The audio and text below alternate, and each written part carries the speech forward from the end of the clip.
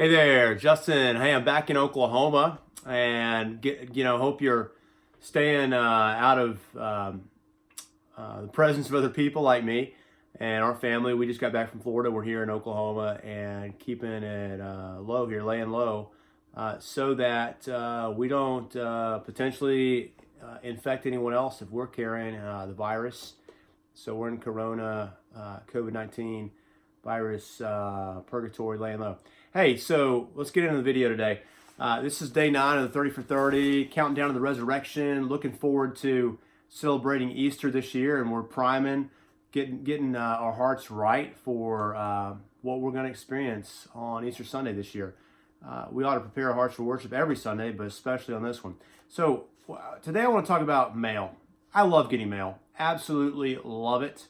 I read everything I get, all the nice letters that are handwritten, stuff that's like this, like stuff that it's obviously from a business or a bill. I hardly ever read those. I read them when I need to get the bills paid, but usually it's people that want something from me, and I like to get things in the mail.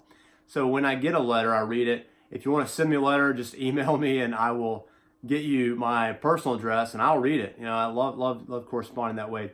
Okay, so when I was a kid, though, it was a little bit different because you didn't get mail that often. I mean, people aren't trying to get a hold of you and get your credit information and get money from you when you're a kid. And most of the mail you got was the kind I like, which is, hey, maybe a birthday card or a Christmas card and any kind of card, graduation card, typically from a loved one or a friend. I love my grandparents and that when they would send me a card, because you get a nice card, you rifle through that thing, rip it open, and see the witty notes on there, Hallmark cards, and their personal notes they'd add in there. But then also, you would look for what else comes along with the card, and it's the money, or the presents, a check, or cash even in there. And that was a big deal because it showed hey, they really appreciate you and they want you to have something good here. And so when you're thinking about the resurrection, I think it's an apt illustration to think about. We celebrate this every year, the bodily resurrection of Jesus, which is amazing. But if you're like me, you're kind of like wondering what else? What else comes with this? And in the Bible, even in the very early stages of Revelation, there seems to be this twofold, coming together of blessings. They don't just come one, but there's another. There's something along with it. And you might miss that or not understand if you don't realize, hey, there's something else in there. You get a card and you're like, oh, that's nice, but you don't open it. Then you're like, you've missed out on what else is really good there. And so with the resurrection, you got to know there's more. So let's think about this. Just a couple things, a couple illustrations here. So in the Adam and Eve story in Genesis 2 and 3, Adam's told, hey, don't eat of the tree of the knowledge of good and evil. And of course he does. And then we've got sin, and the prohibition there came along with legislation saying if you eat of the tree of knowledge of good and evil, you shall surely die in the day you eat of it. So this death thing, it doesn't come automatically or instantaneously. Adam lives many more years, and his wife lives many more years, and their descendants live and don't immediately die. So what's going on there? There's this there's a partial death or some kind of death. Maybe it's a spiritual death, an internal death, but then there's the external death to come. And then you see the dealing that God has with Adam post death. We've talked about it in an earlier video about how everything changes. So before the fall of Adam and Eve, Adam had every ability to keep the law and to love God and follow Him and obey Him, and he loved to do that. There was this law in him, in his heart, and it was good, and he loved doing this. And God, his whole life revolved around God. But after that, all of life revolved around himself, and that's where we live. God gave Moses this law, and it was given to the people externally, and they couldn't follow it. They had trouble. They were always tricked and led astray, and they still kind of went their own way. Externally, they were in trouble, and so there's a fundamental difference. Now, in that early story in Genesis, post fall, there's a promise. We talked about it before about how the head crusher is going to come. There's going to be an offspring of the woman who's going to crush the works of the devil. He's going to crush the serpent himself, and that's going to be Christ. And so when Adam hears that, he believes it. He says, hey, this woman whom you've made from me to be my helper, I'm going to name her Eve, which means the mother of life. She's going to be the one from whom the Christ is going to come, or the head crusher. And he's going to make us whole again. Life is going to come out of death. Death is not going to be the end. And so he gets that. Well, what God also does there is he slays an animal and clothes them. This is exactly what they're looking for. There's this promise of this Redeemer, and with him comes this clothing, or this newness. So there's a belief there. There's an internal and there's an external.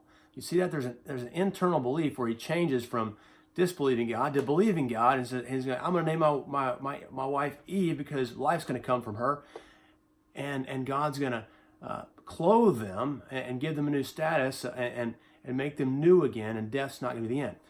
You see, in the prophets, this theme is picked up, especially in Ezekiel. Ezekiel 36, he makes an explicit promise when there's going to be a return of the land, and he says, that's great and all, but what's really big is I'm going to put my spirit in you. And then so that's the big news, is that I'm going to be with you forever. But with that, there's another image right after that in Ezekiel 37, where he takes the prophet to a valley full of these bones, and he shows him all these bones that are then rotting there in the sun. And long story short, as he brings those bones up off the ground and creates this skeleton army, and then he puts skin on them, and you've got this these statues, these soldiers, an army of statues of people. And then what's really cool is the Holy Spirit comes and breathes life into these soldiers, and he creates a living, moving army. And this is a picture of what comes along with the Spirit and the work that God is going to do. And so when you get to John 14, Jesus says, I'm going to go away. I'm going to ascend into heaven after the resurrection. But the good news is I'm going to give you a helper, someone who is going to be with you, be in you, and bring my life to you. And that is the secret that comes along with the inside of the card. The resurrection of Jesus is the card, but there's more. There's more inside with it. And these things can't be separated. They all go together. The resurrection of Jesus, the ascension, and then the giving of the Spirit to God's people are all one big event of this exaltation of Christ, where he really does bring resurrection life. Now, we actually as believers love the law of God. We want to do God's law. There's a new law, the Spirit of life that dwells within us. And God's grace gives us this new life. We have this faith that we didn't have before. We love God again. However, our bodies are wasting away, aren't they? We're vulnerable to little viruses, and we will die. One day we'll be lifted up like those skeleton soldiers, reanimated, glorified bodies, that is, and we'll have the Spirit who will breathe new life back into us. And so our hearts are new now, but our bodies will be new also. And these two things go together. Adam and we both see them in partial fulfillment. It's like getting that card and not getting the internal. Hearing about the resurrection of Jesus and Easter, the bodily resurrection of Jesus, that sounds awesome, that's great. But without the heart, there's something missing. And the heart without the body is something missing. It's twofold. You got to have both. They come together. The resurrection of Jesus, the bodily resurrection, and the new heart, the spiritual indwelling, they go together. So that's something to think about as you prepare for Easter. The best is still to come. That's what we celebrate. Every Easter, the best is still to come. We've got it, but we're also waiting for what comes along with the card. All right, we'll be celebrating April 12th, 10:30 a.m., 324 West Main Street. If we're not, we'll be doing it online. We're getting that going too. So join us, Trinity Presbyterian Church, Norman, Oklahoma. I'm Justin, checking out day 9 of 30 for 30. Check back, subscribe to the channel, send me some mail, and send money too. All of that. Hey, God bless you. Take care.